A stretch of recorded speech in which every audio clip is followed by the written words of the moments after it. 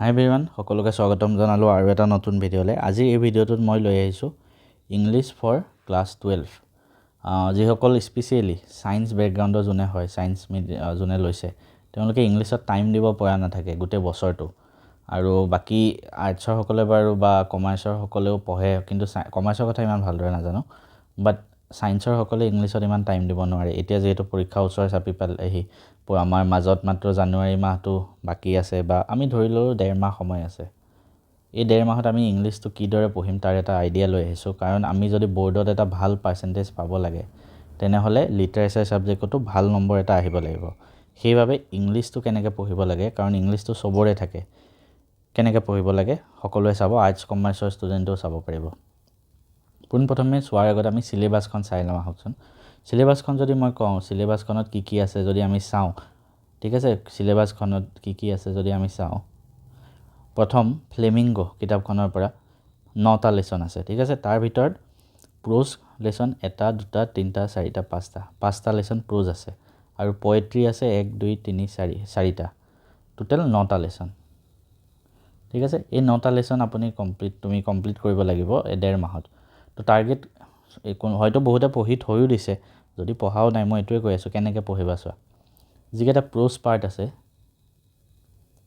প্ৰথম প্ৰোজ পাৰ্টকেইটা পঢ়িব লাগিব। প্ৰোজ পাৰ্টকেইটা তুমি বুকখন পঢ়া, ওপৰে বুকৰ চেপ্টাৰটো পঢ়া, ঠিক আছে। অলপ চলপ বুজি পাবা, যিখিনি বুজি পোৱা নাই নিজে ৱৰ্ড মিনিংবিলাক লিখিবা, যিবিলাক বুজি পোৱা নাই ৱৰ্ড মিনিং লিখি বুজিবা। তাৰপিছত বুজিবৰ কাৰণে কিছুমান উপায়ো আছে, সেই উপায়কেইটাও মই ক'ম, মানে ধুনীয়াকৈ বুজিব পাৰিবা। ভিডিঅ'টো শেষত গম পাই যাবা কেনেকৈ বুজিবা। এইখিনি কৰাৰ পিছত কিতাপত যিখিনি কুৱেশ্যন এনচাৰ থাকে, সেই কুৱেশ্যন এনচাৰখিনি কৰিবা। তাৰপিছত প্ৰিভিয়াছ ইয়েৰ কুৱেশ্যন কেনেকুৱা আহিছিলে চাবা, আৰু সেইখিনি কৰিবা। এই দুইটা কাম কৰিবা। প্ৰিভিয়াছ ইয়েৰ কুৱেশ্যন যোৱা 5 বছৰমানৰ চাবা। কাৰোবাক যদি প্ৰিভিয়াছ ইয়েৰ কুৱেশ্যন পেপাৰ লাগে, মই মেথছ এণ্ড ফিজিক্স সাব এপত মই ডাউনলোড কৰিম, আৰু তাতে তোমালোকক মই দি দিম, ঠিক আছে। মেথছ এণ্ড ফিজিক্স সাব এপ্লিকেশ্যনত আমাৰ তুমি ফ্ৰী মেটেৰিয়েলছত গ'লে প্ৰিভিয়াছ ইয়েৰ কুৱেশ্যন মই দি থৈ দিম তাতে। হৈ গ'ল, এইখিনি কাম হ'ল। তাৰপিছত পয়েট্ৰি পাৰ্টত আহোঁ। পয়েট্ৰি পাৰ্টত 4টা চেপ্টাৰ। তো পয়েট্ৰিত কি হয়, তুমি পাঠটোতো পঢ়ি বুজিবলৈ ইমান নাথাকেই, তাত খালি এটা কাম কৰিবা। 4টা পাঠ আছে, প্ৰত্যেকটো পাঠতে তুমি কি কৰিবা, প্ৰথম 1, 2, 3, 4, পয়েট্ৰিত 4টা পাঠ, প্ৰত্যেকটো পাঠৰে তুমি ছামাৰী লিখিবা, ঠিক আছে। প্ৰত্যেকটো পাঠৰে ছামাৰী লিখিবা, যে সাৰাংশটো, যেনেকৈ আমি অসমীয়াত গোটেই কবিতাটোৰ মূল ভাৱখিনি লিখোঁ, তেনেকৈ প্ৰত্যেকটো পাঠৰে ছামাৰীখিনি লিখি ল'বা ধুনীয়াকৈ। এতিয়া ক'ত পাবা ছামাৰীখিনি, সেইখিনি মই অলপ পিছত কৈ আছোঁ, ভিডিঅ'টো শেষত গম পাই যাবা, ঠিক আছে। তো তেনেকৈ প্ৰত্যেকটো পাঠৰ ছামাৰী লিখিলা। তাৰপিছত কি কৰিবা, তাৰপিছত কিতাপত থকা কুৱেশ্যন এনচাৰ লিখিবা। এই ছামাৰীখিনিৰ পৰা মেক্সিমাম কুৱেশ্যন এনচাৰ ইয়াতে আহি যাব। তো তুমি যদি ছামাৰীখিনি ভালদৰে মুখস্থ কৰা, বা ভালদৰে এই গোটেই ছামাৰীখিনি বুজি লোৱা, তেনেহ'লে কুৱেশ্যন এনচাৰখিনি কৰিব পাৰিবা। তাৰ লগতে তুমি প্ৰিভিয়াছ ইয়েৰ কুৱেশ্যনখিনি কৰি লোৱা। হৈ গ'ল, তেনেকৈ তুমি পয়েট্ৰি পাৰ্টটো পঢ়িবা। তাৰপিছত নেক্সট যাওঁ আমি ভিষ্টাছ কিতাপত 5টা চেপ্টাৰ আছে, ঠিক আছে। এই 5টা চেপ্টাৰ আগৰ প্ৰোজৰ নিচিনাকৈ কৰিবা। ফাৰ্ষ্ট চেপ্টাৰটো পঢ়ি ল'বা, তাৰপিছত চেপ্টাৰটো বুজি ল'বা কি কৈছে, তাৰপিছত কিতাপত থকা কুৱেশ্যন এনচাৰখিনি কৰিবা, তাৰপিছত প্ৰিভিয়াছ ইয়েৰ কুৱেশ্যনখিনি কৰিবা, ঠিক আছে। চ' তেনেকৈ তুমি এই 5টা চেপ্টাৰো কমপ্লিট কৰি ল'ব পাৰিবা। কোনোবাই যদি এনেকৈ কৰা নাই, টাৰ্গেট লোৱা, ঠিক আছে। কেনেকৈ টাৰ্গেট ল'বা চোৱা। এতিয়া আমাৰ ওচৰত ধৰা, মই এটা প্ৰেক্টিকেল কথা কৈ আছোঁ হা। এতিয়া আমাৰ ওচৰত সময় আছে ধৰা 45 ডেইজ,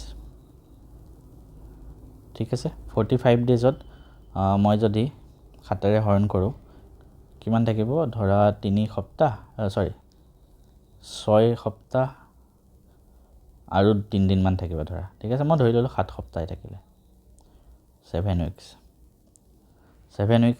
এতিয়া প্ৰত্যেক দিনাইতো তুমি ইংলিছ পঢ়িব নোৱাৰা। 7 সপ্তাহত তুমি এদিন যদি পূৰা গোটেই দিনটো ইংলিছতে দিয়া, এটা দিন, 7 সপ্তাহত 7 দিন, এসপ্তাহত এদিনকৈ 7 দিন পাবা, 7 দিন, নহ'লেও নহ'বগৈ।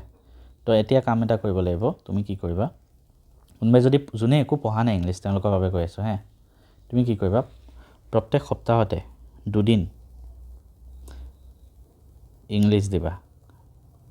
ইংলিছত 4-5 ঘণ্টামান দিব লাগিব ঠিক আছে তেতিয়া কি হ'ব প্ৰত্যেক সপ্তাহত যদি 2 দিন দিয়া টোটেল এতিয়ালৈকে ওপৰত 9টা চেপ্টাৰ তলত 5টা টোটেল 14টা চেপ্টাৰ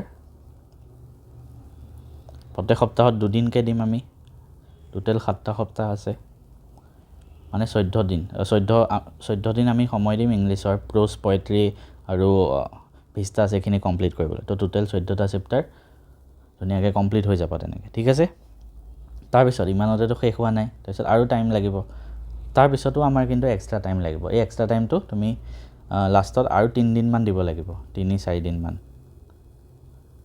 ফুল ডে এই 3-4 দিন ফুল ডে দিব লাগিব হে ইয়াৰ মাজতে ফুল ডেজ 3-4 দিন এক্সট্ৰাকে আৰু লাগিব কিয় কাৰণ গ্ৰামাৰ আছে আৰু এডভান্স ৰাইটিং স্কিল আছে তুমি গ্ৰামাৰ অলৰেডি জানাই তো গ্ৰামাৰ তুমি কি কৰিবা কেনেকৈ প্ৰেক্টিছ কৰিবা মই তোমালোকক যিমান পাৰো মেটেৰিয়েলছ এতিয়া বনাম তোমালোকৰ বাবে আৰু সেইখিনি মই কামখিনি হাতত ল'ম সোনকালে যিমান জলদি পাৰি তোমালোকলৈ আগবঢ়াম কি কৰিবা এই যিখিনি আছে narration voice tense preposition transformation of sentence এইখিনি অলৰেডি তোমালোকে জানাই খালি প্ৰেক্টিছ কৰিব লাগে ক'ৰ পৰা কৰিবা কুৱেশ্যন বেংক আছে যদি কৰিব পাৰা নহ'লে তুমি প্ৰিভিয়াছ ইয়াৰ কুৱেশ্যনত যিমানখিনি আহিছে PYQত সেইখিনি তোমালোকে প্ৰেক্টিছ কৰিবা ঠিক আছে ধুনীয়াকৈ বনাই লোৱা যে আজি এইখিনি কৰিম তেনেকৈ তুমি PYQ 10 বছৰমানৰ গোটাই লোৱা যিমান পাৰি প্ৰেক্টিছ কৰা তোমালোকৰ অট'মেটিক প্ৰেক্টিছ হৈ যাব সিমিলাৰলি এডভান্স ৰাইটিং স্কিলত কি আহে তোমালোকে হয়তো জানাই লেটাৰ আহিব letter to the editor job application বা এটা ৰিপৰ্ট আহিব পাৰে ঠিক আছে এডভাৰটাইজমেণ্ট আৰু নোটিছ এইখিনি তোমালোকে কেনেকৈ লিখে ফাৰ্ষ্ট কেনেকৈ লিখে সেই আইডিয়াখিনি ল'ব লাগিব যিটি লিখি আহিলে নহ'ব চ' কেনেকৈ লিখে জানিবৰ কাৰণে ক'ত জানিবা ভিডিঅ'টোৰ শেষত মই কৈ আছোঁ গোটেইখিনি বস্তু তাৰপিছত জানি লোৱাৰ পিছত এটা দিন দিয়া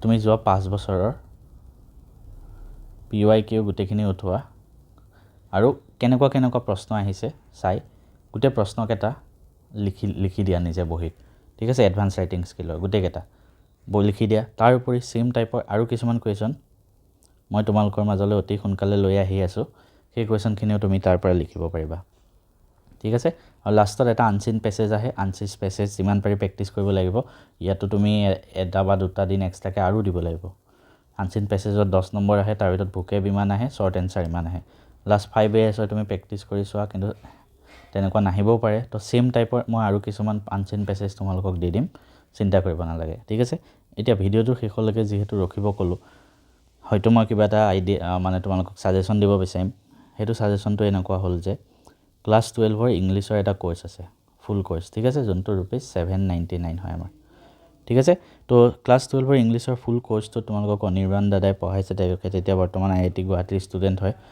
তাতে তুমি মই সায়েন্স বেকগ্ৰাউণ্ডৰ সকলৰ কথা ভাবি ধুনীয়াকৈ কম সময়ত গোটেই চেপ্টাৰটো বুজি পোৱাকৈ একদম ধুনীয়াকৈ AI মাধ্যমেৰে বুজাইছে ধুনীয়াকৈ ডায়াগ্ৰামবিলাক বনাই এটা ভিডিঅ' দিয়াও আছে আমাৰ এই চেনেলত চাবা এটা ভিডিঅ' দিয়া আছে কেনেকৈ পঢ়াইছে চাই ল'বা চবেই কমেণ্ট দিছিলে ভালকৈ পঢ়াইছে আৰু বহুতখিনি ষ্টুডেণ্ট আমাৰ লগত জড়িত হৈ আছে এতিয়াও তুমি পাই যাবা গোটেইখিনি যেনেকৈ ফ্লেমিংগৰ 9টা ভিডিঅ' ভিস্টাছৰ 5টা চেপ্টাৰ ইয়াৰ উপৰি কম্পজিশ্যন মানে ৰাইটিং স্কিলৰ যিখিনি বস্তু গ্ৰামাৰৰ যিখিনি বস্তু এভৰিথিং তুমি এক্সাম দিয়াৰ আগতে এইখিনি চাই যোৱা ইয়াৰ ওপৰত সব নোটছবিলাক আছে চামাৰীবিলাক আছে মই যে অলপ আগত কৈ আছিলোঁ চেপ্টাৰটো পঢ়িলেই নহ'ব চামাৰীও লাগিব তো এই চামাৰীখিনিও ইয়াতে ধুনীয়াকৈ পাই যাবা ইয়াৰ উপৰি গ্ৰামাৰ প্ৰেক্টিছৰ বাবে বা কম্পজিশ্যন প্ৰেক্টিছৰ বাবে এভৰিথিং তুমি ইয়াত পাই যাবা কেনেকৈ ডাউনলোড কৰিবা বা কেনেকৈ ল'বা মই তোমালোকক জনাই দিওঁ তোমালোকে আমাৰ যোনটো app maths and physics hub তাতে যোৱা তাত গৈ তোমালোকে সাৰ্চ কৰিবা বা ওপৰত আহি থাকিব পাৰে ওপৰতে আহি থাকিব পাৰে এইটো কোৰ্চ ক্লাছ 12 ইংলিছ ফুল কোৰ্চ ওপৰত আহি থাকিব পাৰে নাহিলে এনেকৈ সাৰ্চ কৰি ল'বা তাৰ উপৰিও যদি বিচাৰি নোপোৱা মই ডেছক্ৰিপশ্যনত লিংক দি থৈ দিম কোৰ্চটোৰ একদম ডেছক্ৰিপশ্যনৰ ফাৰ্ষ্ট লিংকটো মই দি থৈ দিম সেই ডেছক্ৰিপশ্যনৰ লিংকটোত ক্লিক কৰিবা ডাইৰেক্ট বাই কৰি ল'ব পাৰিবা তাৰ পৰা